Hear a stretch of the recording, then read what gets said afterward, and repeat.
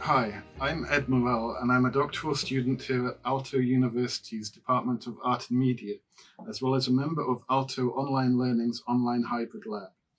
At Aalto, my personal research investigates experimental game design across various artistic contexts, while my work at the lab keeps me more grounded in the research and development of educational games and related spaces. What brings together both of these areas for me is how the elements of games can be detached from their point of origin and recontextualized for both artistic and functional purposes. One area in which game design elements are utilized outside of games is in the field of gamification, a strategy that aims to facilitate changes in human behaviors or cognitive processes. It's an intentional process of transferring some of the more positive benefits of play and games into non game contexts, the most essential for our purposes relating to motivation and engagement. Gamification has been broken down as 75% psychology to 25% technology. It's a form of persuasive system design with the aim to influence and change people's attitudes and behaviors. This involves techniques that play on people's natural desires around socializing, learning, mastery, competition, achievement, status, self expression, and so on. Certainly, gamification is a form of psychological manipulation, and this is a position shared by some of the early pioneers of the field. That doesn't make it an inherently unethical practice, as long as we have users who are choosing to opt into these systems, and as designers, we are not concealing any hidden agendas. We want to motivate and not coerce users towards end results that they are already interested in within systems that are essentially transparent. One of the more meaningful applications of gamification is in education and the development of learning environments. It is a tool we can use to connect learners together, just as games connect players together across collaborative, cooperative, and competitive contexts. A successful implementation of game design elements can greatly enhance the learner's experience to be more inspiring and rewarding. Game design elements are already familiar to many learners, either through games or other gamified systems, but when utilized in isolation, they are not necessarily effective motivators. That is to say, while adding elements like a point system can add to the interest and enjoyment of some specific task, that wouldn't sustain much further engagement without it being part of a more considered gamified whole. Game design is a form of second order design or experience design. Whilst we can directly design the rules of play, the player experience is something only designed indirectly. It's a similar issue we face with gamification. We utilize components such as points and quests, and through them apply mechanics like chance and rewards, ultimately resulting in dynamics, the emergent result of a system that we can't directly control, but rather assess through testing with our target audience against our desired experience. The Octalis framework positions gamification as a human-focused design, aiming to optimize human motivation and engagement within a system. It explores some of the core drives found in games that motivate us towards certain activities, drives such as development and accomplishment, and unpredictability and curiosity. Understanding the range of intrinsic and extrinsic motivators related to gaming can go some way towards the design of positive and engaging experiences.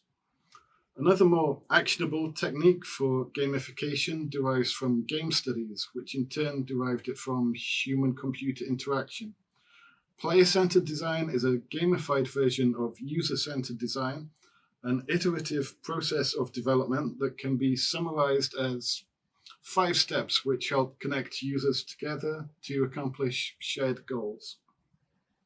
The steps then are to know your player, that's the target audience and their context, to identify your mission, having a clear goal of what you want to achieve within a gamified system.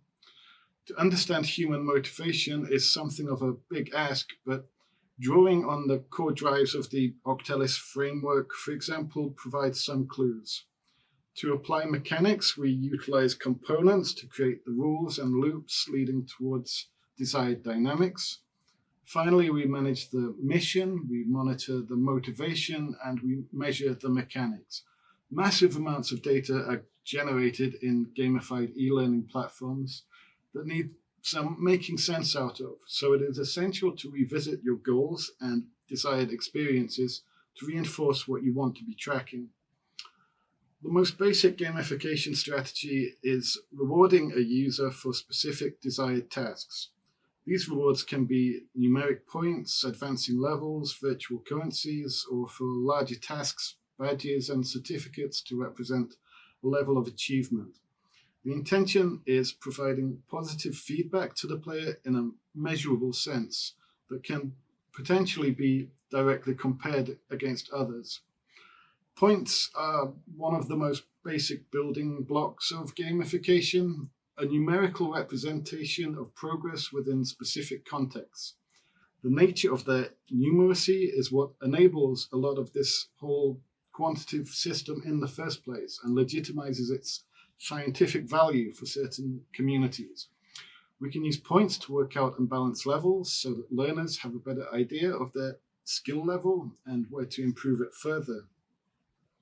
From Norken, we have a simplified illustration of gamification consisting of 5 elements. And this is a whole system that can be built from points alone, using them to motivate the user towards progressive milestones, user scoring in real-time leaderboards to foster competition, and further reward the accumulation of points with digital badges and certifications.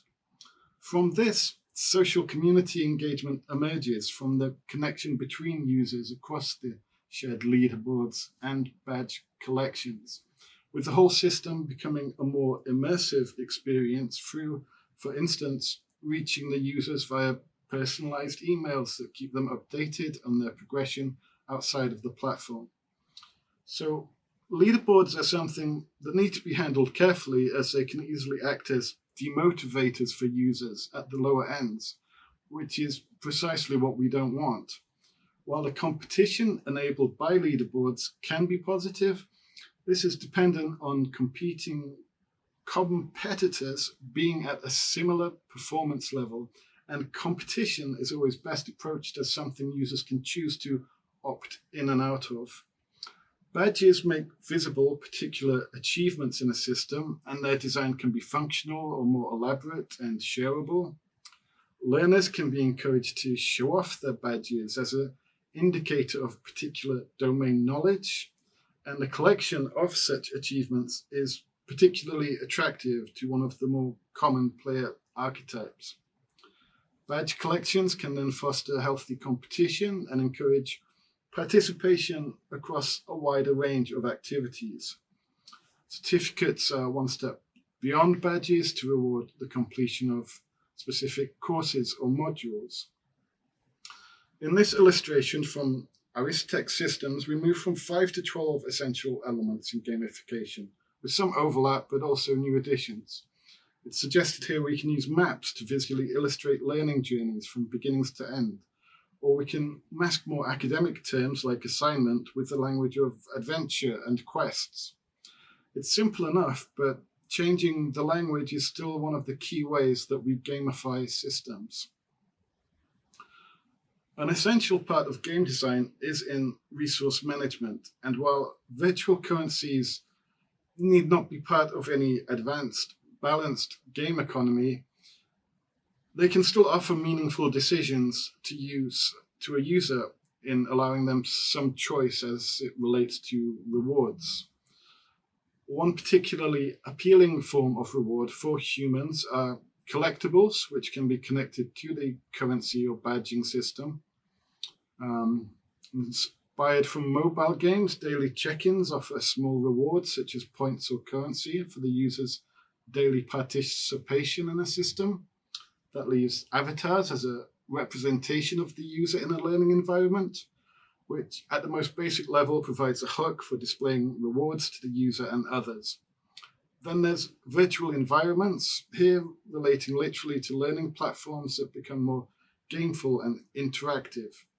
This is by no means an extensive list of every game design element that can be transferred to non-game contexts.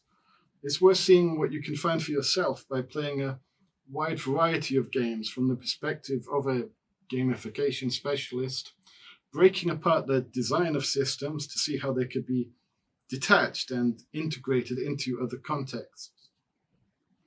This all leads to the gamification taxonomy for education, a tool with which we can design and evaluate gamification design in learning environments.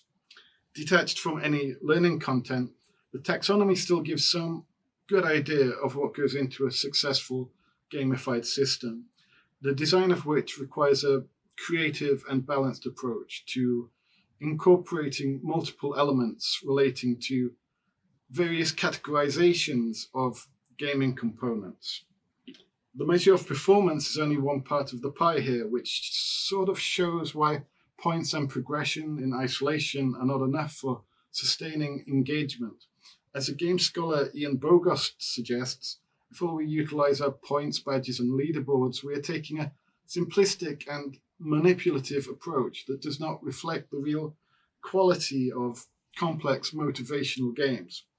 Many of the joys gathered from good game design derive from these ecological and personal areas, such as chance, time pressure, economy, puzzle, and so on, components that are not as commonly incorporated in gamification. While we understand that the social characteristics of games can be transferred to gamified systems without much friction, making them cohesive and coherent parts of a system requires a defter touch. They are not some easy or ready-made way to connect learners, but part of a larger system in need of scaffolding.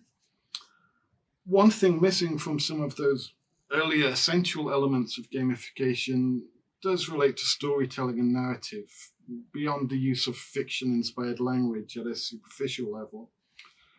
There is much more to traditional games than looking at ever-increasing numbers, although that is certainly one of the appeals out there. More often, it is a sense of narrative that drives us, both in the literal sense of in-game storytelling and the emergent stories that derive from a player's unique experience in a system. Narrative has a way of enhancing most content, particularly that which is dry and understimulating, and can be embedded into systems in countless creative ways. For instance, the relatable and human identifiers we find in stories can be transposed with some care through the use of characters and avatars.